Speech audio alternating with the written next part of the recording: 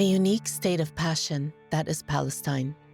If you offer them water, they ask you with love, have you tasted the waters of Palestine? Or if they eat, do they call on the Almighty and the love of Palestine? Or if they are killed, from underneath the ground, they return to the embrace of Palestine? In Carol Mansour and Mona Khalidi's award-winning film, A State of Passion, Dr. Ghassan Abu Sitta narrates this excerpt from the poem Abdullah al-Irhabi by the famous contemporary Iraqi poet Muzaffar al-Nawwab to describe the state of passion between the person and the land. In today's episode, we sit down with Carol and Mona to discuss their shared passion, which has led them to create compelling documentaries and short films that they hope will inspire individuals and societies to become agents of change. This episode was recorded on the 15th of February 2025.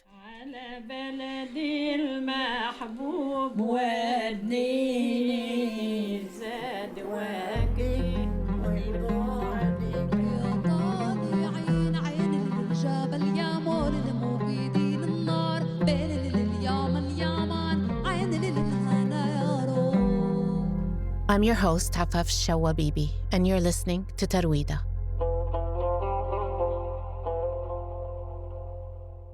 Welcome, Carol and Mona. It's really nice having you in Athens. We're so happy to be in Athens, and we're so happy to be with you. Thank you for having us. Starting with Carol, tell us about your journey. What got you into film?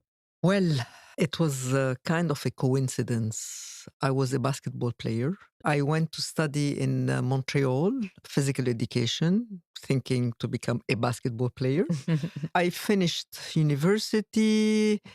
I spent maybe 7 years looking for myself. I worked in whatever you name.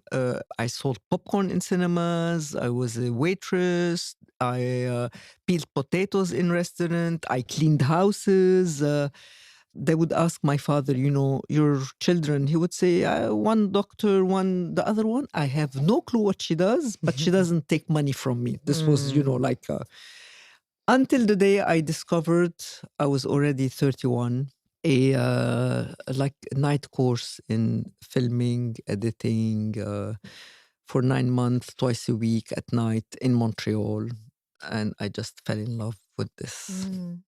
That's beautiful. And then after that, you moved into TV, right? Yes, I finished this course, went back to Lebanon, joined Future TV, which was still, fresh. Just starting, yes, just started. And honestly, this is where I learned everything. Like I was behind the camera, editing, directing, producing, in front of the camera, until the day I got bored and I wanted to do something else, so I quit and I opened my own production house. Okay. And Mona, what about you? I guess I also came to this in a convoluted way, but maybe less so than Carol's. I originally am a public health, social development expert, and I'd been working in the field for many, many years. In 2011, I was working with Médecins Sans Frontières. I was on their advisory board in Beirut, and they wanted to produce a film on mental health in Lebanon. They had commissioned Carol to do it. And, they asked me to oversee the content as well. And I just fell in love with the medium. At that time, I had been spending so much time writing reports that I knew very few people read. And I thought, okay, this is one way of doing the exact same thing, just having it actually have potentially more impact. Right. At what point did you join forces with Carol? 13 years ago. Immediately after the film. Yeah. We thought, okay, we work well together. Yeah. We have the same concerns. And we're both dealing with the same issues, if you like. Is there anyone or anything in particular that inspires you when you're working or that had inspired you when you chose to go into this field? And what inspires me is the injustice. There's no one in particular that Yeah. inspires me. It's just a feeling that definitely I have to do something. Yeah. Yeah. I would say the potential that film has to begin change. I mean, I will not give it more Right. than it can carry Sure. more Sure.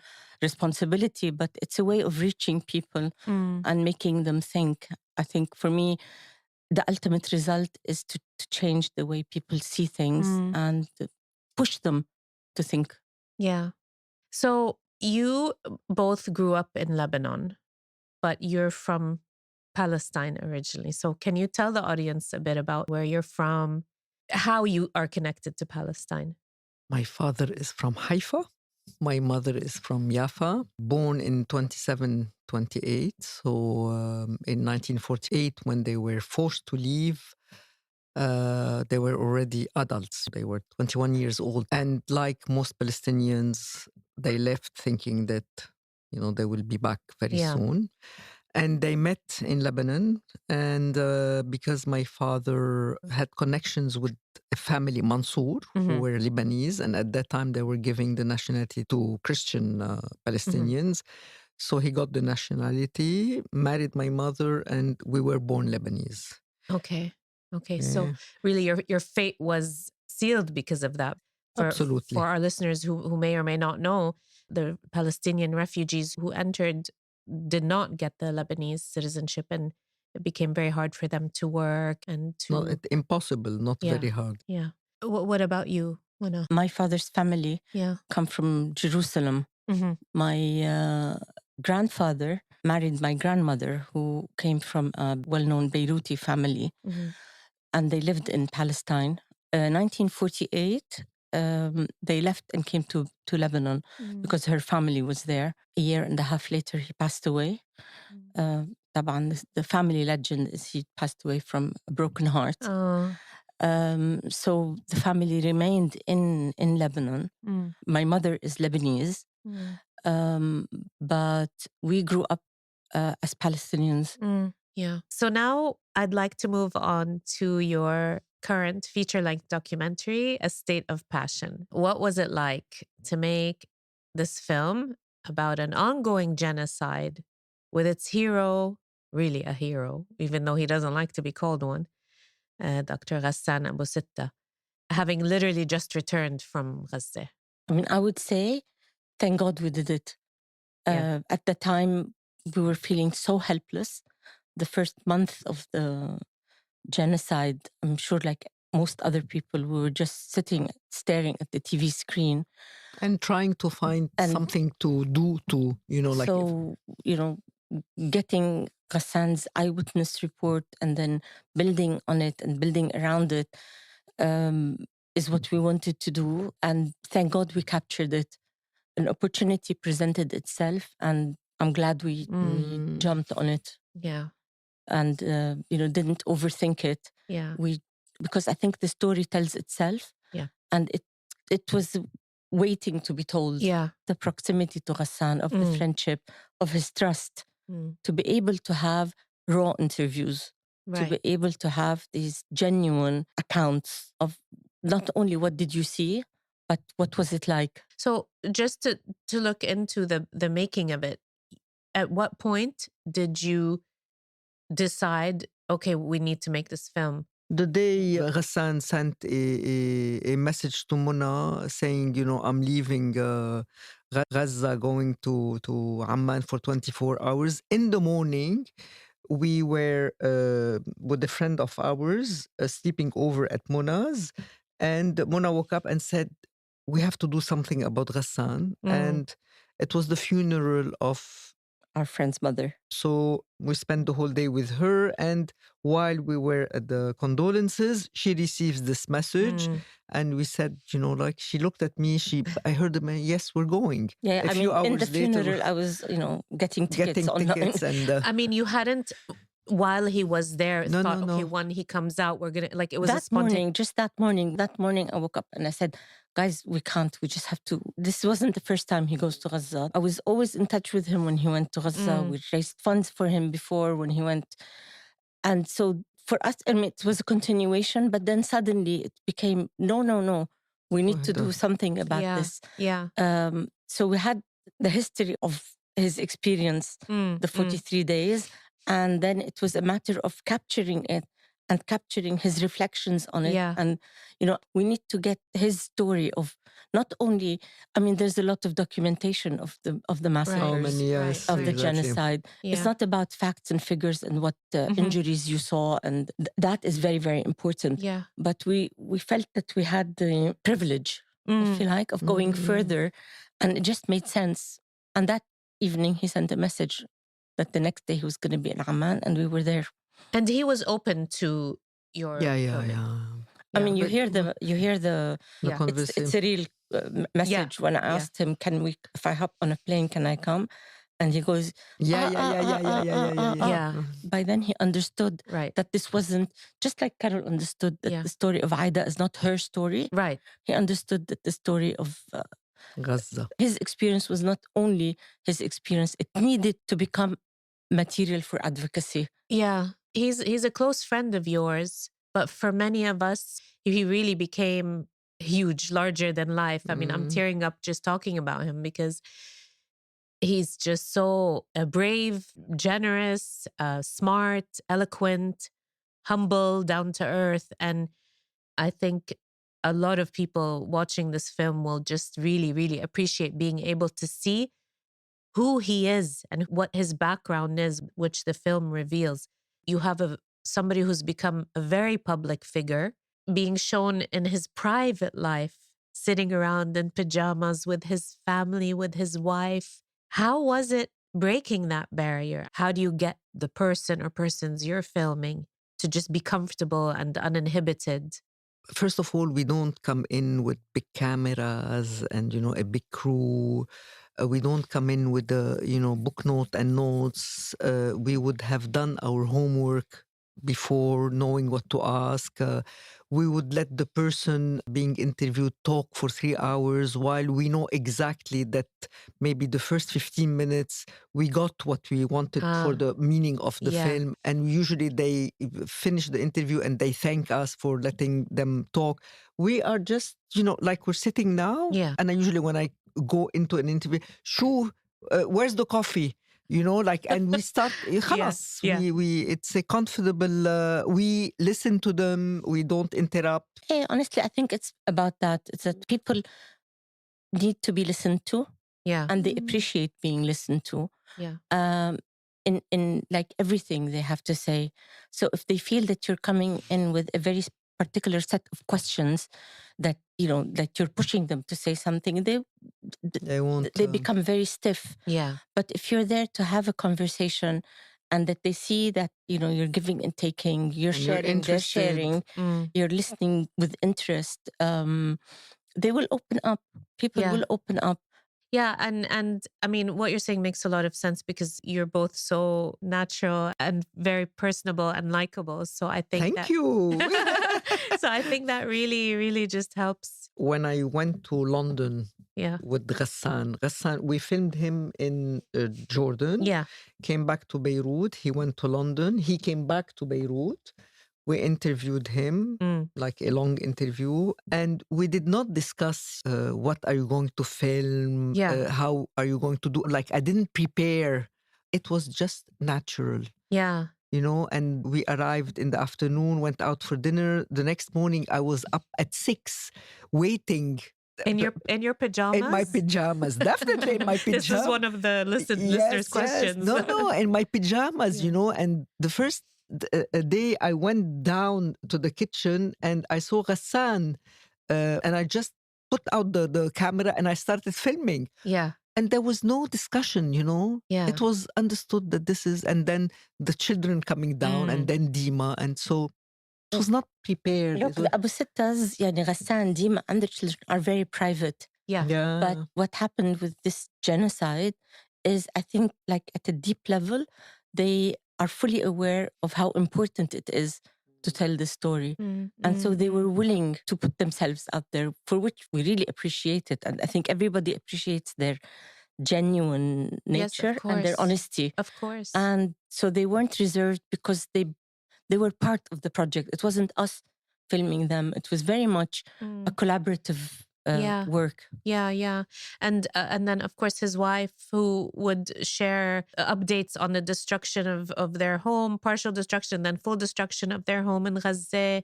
And then also when she discovered that her uncle was brutally killed.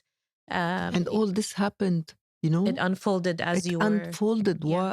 while we were working. I while mean, we we're were friends with Ghassan, but we're also great friends with with Dima. Dima. Yeah. So Yeah. Dima, who hates to be on camera. Yeah. Dima, who is very private. Mhm. So it was amazing that, you know, she just opened up. Yeah, we got a glimpse into the emotions that she's going through, and it's difficult being from there and being far away and being worried about your family members. So, did they all see the film? I mean, I think Hassan has seen it. the only one who hasn't seen it is Slimane. They have a Okay. link. Suleiman, The eldest. son. The The okay, eldest son. Okay. What did they think of the film? They gave it a seal of approval. It's interesting because there's towards the end there's shots of Dr. Hassan seeing clips of the film, and he has this big smile on his face, and he's laughing at some of the things he Yes. said. You know, he has Look, a nice sense of humor. He has an amazing sense of humor. He has an amazing sense of seeing the absurd, Yeah. which helps.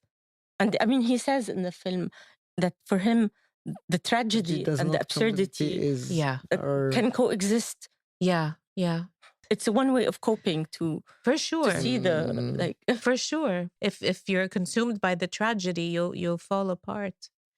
So, just to talk a bit about the funding, which is like such a challenge for filmmakers. The funding for this film was kind of like crowdfunding type, and it was done very quickly, as I understood, right? We started this film without funding. We weren't even bothered. Do we have the funds? Do we not have the funds? It just had to be done. Yeah. And then we reached out.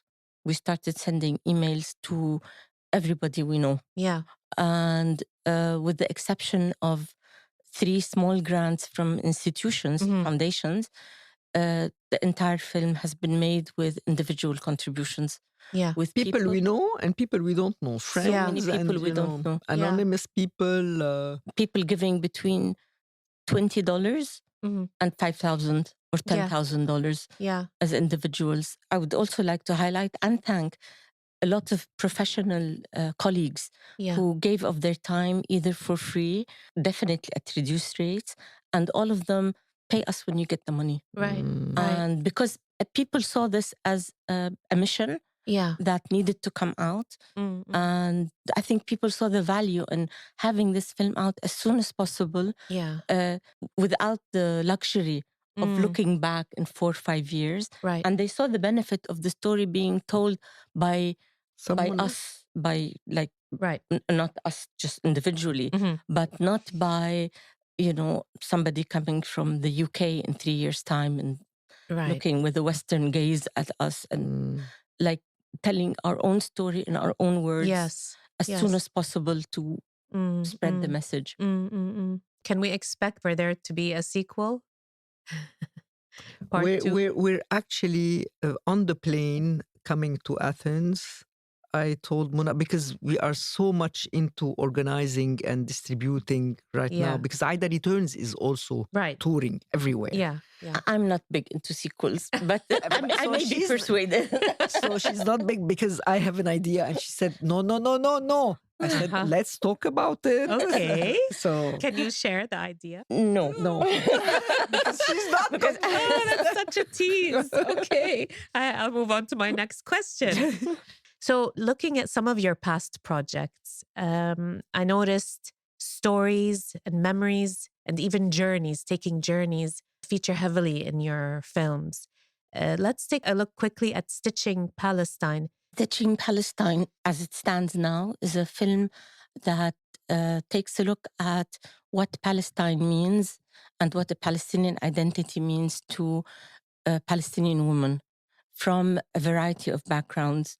It started off as a very small commission project for one of the Palestinian NGOs that deal with tatreez, with embroidery. And at the time, we decided to deal with it by bringing 12 women to talk about what each piece inspired in them. That project was finished, but then we felt that this was not enough. And we had 12 amazing personalities and characters, not your normal, stereotypical women who are shown on Western media. So it's not just poverty, it's not just this economic disempowerment. It's women who continued to state that they felt Palestinian, that they were proud Palestinians, regardless of the privileges they had, regardless of where they were in life. Yeah. And it took us about 4.5 years after the initial project was finished to re-edit the whole thing, because we were doing it as a side job on our own time. And each woman we interviewed was like 2-3 hours of, and the final product with Inash was like 3 minute film. So we had to re-edit the whole thing. Yeah, yeah. And we stitch it together, basically. This is the... Yeah. So what role does tatreez play in preserving that geographic connection to Palestine? I mean, it's really beautiful in the film for people who haven't seen it, how when each woman would talk about where she's from and all the different places she's lived, you would show a map, and then each country would be marked by tatreez, a different kind of stitching, which was really beautiful. It's a sign of identity. It's one of those symbols of identity. That's on the surface level. On the deeper levels, I think it's connected very much to women. Women are the storytellers. Women are the bearers of history from generation to generation. Yeah. Women are the thread that connects generations and families. So it carries all of this weight. It became a sign of resistance, basically. Yeah. So, Also in Aida Returns, Aida meaning the Return. woman who's returning, which, Carol, you can tell us about this film, what it's about. Aida Returns basically is the story of a Palestinian woman who had been forced to leave Jaffa and talked about Jaffa throughout her life, ended up in Canada, and when she passed away, this woman is my mother, by the way. Small details. Small detail. She asked to be cremated, and I managed to bring back her ashes to Lebanon and smuggled them through friends to Jaffa. And this was not a film. The idea was not a film. Yeah. It's Mona who basically pushed me. I mean, up until that point, the idea was just to get Aida to Palestine. Yeah. And then we would see what would happen. There was an opportunity. Tanya was there. She was willing to smuggle the ashes. So it had to be grabbed without thinking what to do with that. But then when we saw that we could have that kind of interaction and that Carol could join that journey virtually, although she was not allowed to go herself, she could still do it. We thought, okay, this is a form of defiance, and it should be recorded. Let's see where it goes. To show that you can, break down these walls in different ways. So your mother managed to make her journey back, which is what she wished, even though she didn't actually ask you. No, but my mother would talk about her home, her house, the streets, the booza seller, what she used to do, her friends, And the last few years when she was losing her memory, she would go back to the past. So it was always Palestine, Jaffa, Palestine, Jaffa. So yeah, I have a lot of questions about this film. I mean, I think just on a personal note, what struck me is because my father is now in late stage Alzheimer's and he's from Gaza.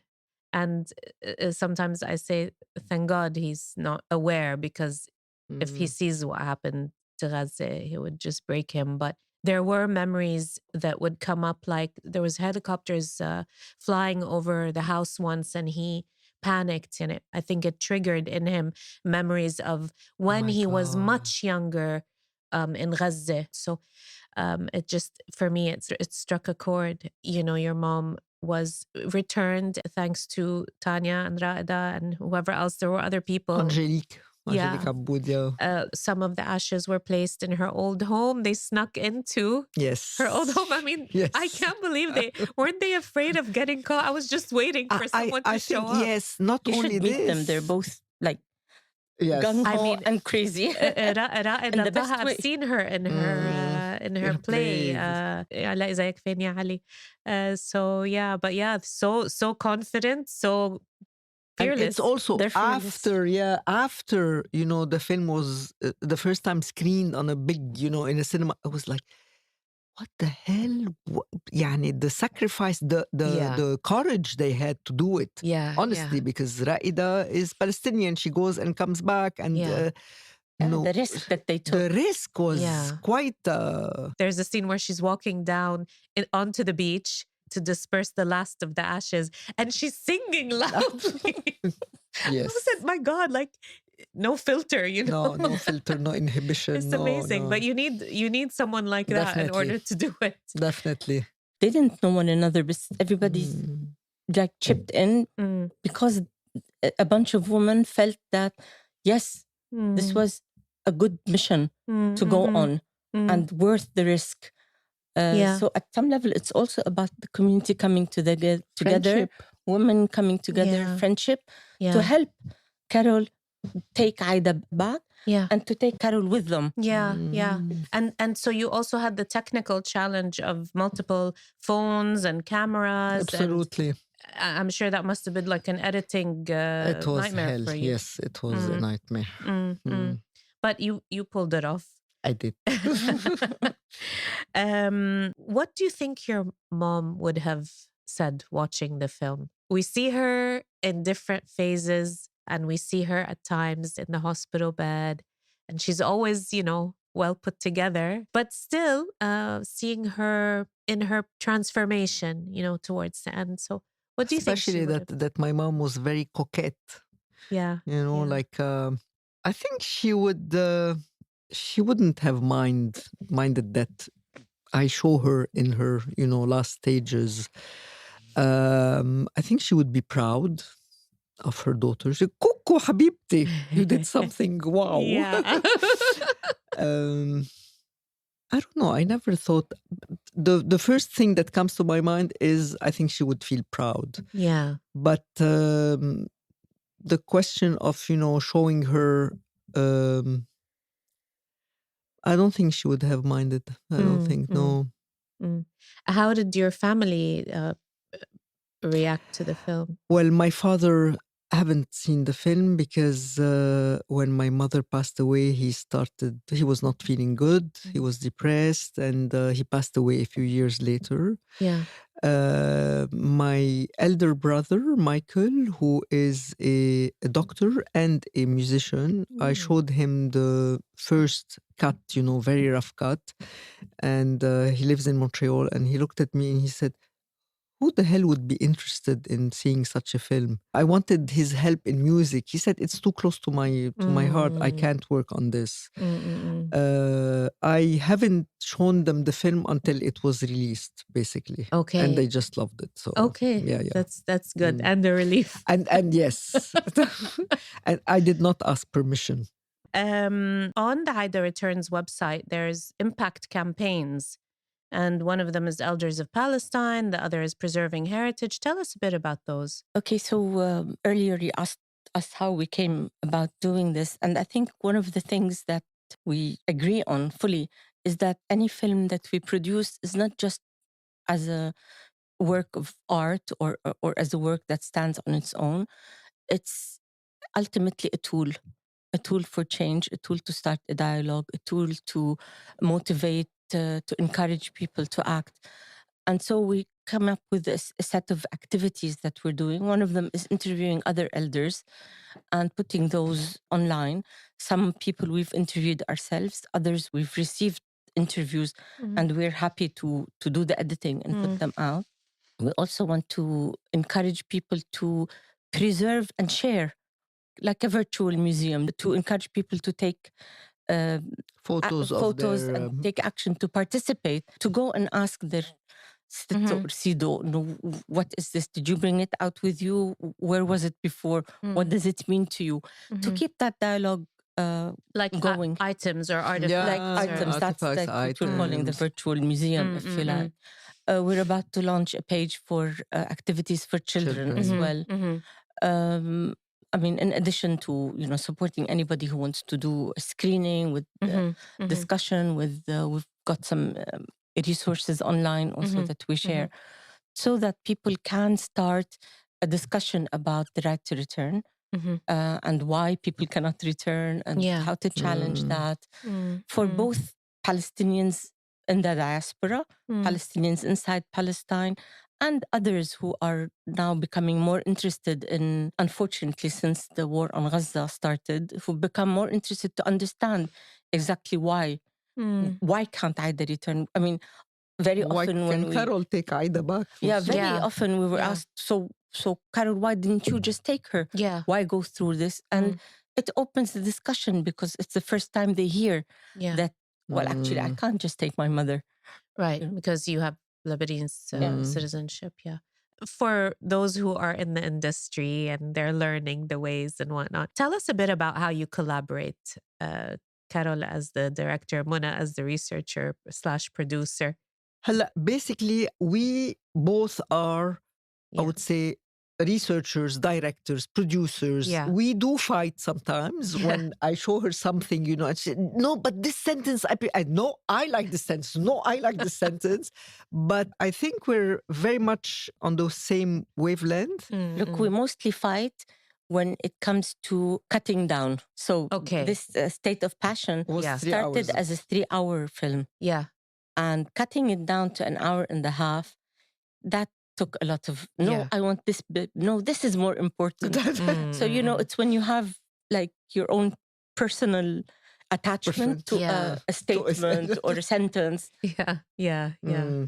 When we spoke earlier, you told me that your aim isn't, let's say, the end product, but the action that you would want your viewers to take. So first of all, who is your target audience? I would say Trump, Biden, the German government, the West, mostly. Zionists, we're not going to change their minds with the film. Yeah. There is this category of people where they're starting to, listen, who would want to hear more. Yeah. This is the target audience. Okay. Yeah. The gray. The gray. Because us, we know the story, we've heard it, we've lived it, we've gone through it, Yeah. So I just want to wrap up with just a few questions. One question is, how does a Palestinian filmmaker start? Because, it's so important to cultivate for the next generation this idea that we need to own our narratives, and in order to take back control of the way we've been portrayed and the stereotypes and whatnot. So how can we cultivate that for the next generation? I think we're there. Yeah. I think the new generation, especially now, with the phones, it's good quality filming, with the easier technical side of the job, with the accessibility to people, to footage, I think lots of films are being done. I think that this generation is very mature. I mean, if I were to say one thing, it would be that we need to move away from stereotypes. We need to move away from very tired portrayals of what it means to be Palestinian. And we need to do our homework before we set up. Yeah. And be very clear on what it is that we want to say. Because also there's so much to be said. Right. There's injustice on so many levels. I mean, one film or one work or 100 films are not going to change the world, but they're a start. So focus, I think, is important. What is it that we want to say? And work backwards from there. Yeah. It's a project. It's not just a film. it's not only whether you know how to film or edit. It's Yeah. what do you. But I'm talking about documentary films. Right. What do you want to say? What is it that you want people to leave with? Is it a new idea? Is it action? Is it هذا? And then work around that. Keep that in sight. I think that's what we need to be working on. That's good advice, because it's very easy for people who watch a film to say, oh, but why didn't you cover this aspect? Or why did you cover this aspect? Like, it should have been more about this. And You can never satisfy yeah, a whole audience. yeah. We've had people in the audience after watching Stitching Palestine, which we spoke about, which is about Palestine through Women. Palestinian women's eyes, stand up and say, why are there no men in this film? Yeah. You always have, like... Okay, I chose this angle, this is, it's a choice. Yeah. What angle do you want to take? Yeah. And so you can never satisfy. There's always going to be people somebody who are going complaining or, So just to build on that, for each of you, if you wanted to give advice to your younger self, something that would have helped you in this journey. I mean, I know, of course, we all learn from our journey and our mistakes, but is there something that you wish that you knew that you know now? In terms of this, I think I'm where I am now because of the convoluted route that I took. And if anything, I think why I'm enjoying this is because I did different things and they all come together. So there is space for also experience and lived experiences and to help you think on different planes. Right. So that you're not just thinking unidirection. I think a lot of people discount the value of having exposure to different things. And they say, oh, why wasn't I more focused? Or why didn't I go into this field from the beginning after, changing? But like you said, it completes you as a human. By reading, by experiencing all these different angles, then it makes your work a lot richer. I don't know. And I believe it's the experience that makes a filmmaker. Yeah. I can see it in the films I made. I can see it. You grow up, you learn more, you learn how to focus more, you learn how to, So I know that you can't talk about your idea for the sequel, but do you have any future projects in the pipeline? Anything that you're... The idea that we won't tell you. Yeah. Come on. Honestly, I think we're just now in the middle of launching this film. Yeah, we have two major important films that need to be shown everywhere. Yeah. This is where our energy right now is. And I think the thing with Aida Returns and A State of Passion is they complement one another. They're not repetitive. Right. One is about like a long historical injustice, right? The other one is about the genocide built on that long injustice. Yes, absolutely. Right. So So they complement each other. Yeah, for sure. Carol and Mana, thank you so much for your time, your generosity. It's been lovely having you. Thank you. And looking forward to tonight's screening.